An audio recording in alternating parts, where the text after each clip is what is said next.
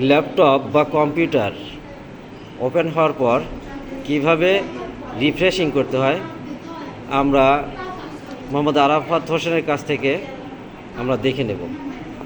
Start. প্রথমে আমরা mouse right বাটনে ক্লিক করে কম্পিউটার রিফ্রেশের জন্য রিফ্রেশিংয়ে ক্লিক করব।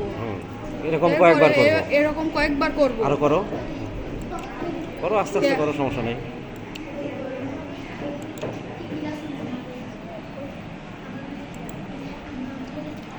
এরপর আমরা কম্পিউটারটি স্লো হয়ে গেলে আমরা কি করতে হয় সেটা আমরা দেখাবো। কি করতে হয় সেটাও আমরা দেখব। হ্যাঁ, প্রথমে উইন্ডোজ বাটন চাপ দিয়ে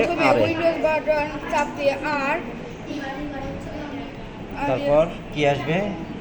এটা আসার পর ওকে আমাদের এটা আসবে 10% আসলো। এখন তারপর কি করতে হবে? কন্ট্রোল এ দিয়ে সিলেক্ট করব, কন্ট্রোল ডি দিয়ে ডিলিট করব। হবে, একটু ধৈর্য দাও।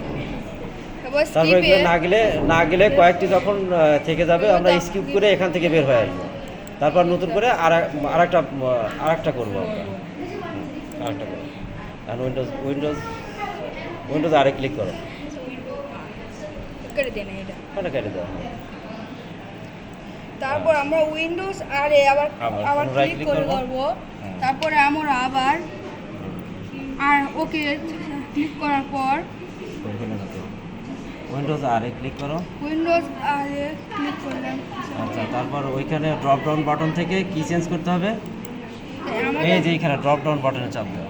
এটা হলো না। হ্যাঁ,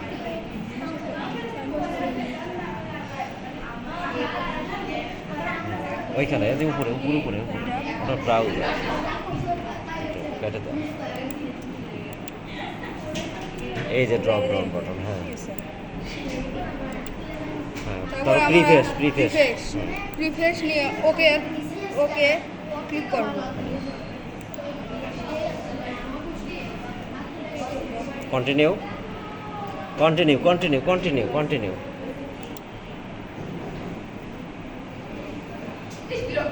তারপরে কন্ট্রোল এ দিয়ে আমরা সিলেক্ট করব। কন্ট্রোল এ হয় নাই, এ আবার দাও। কন্ট্রোল এ আবার দাও। কন্ট্রোল আগে চেপে ধরো। কেন না দেরি আছে? টাইম শেষ করার জন্য কন্ট্রোল ডি।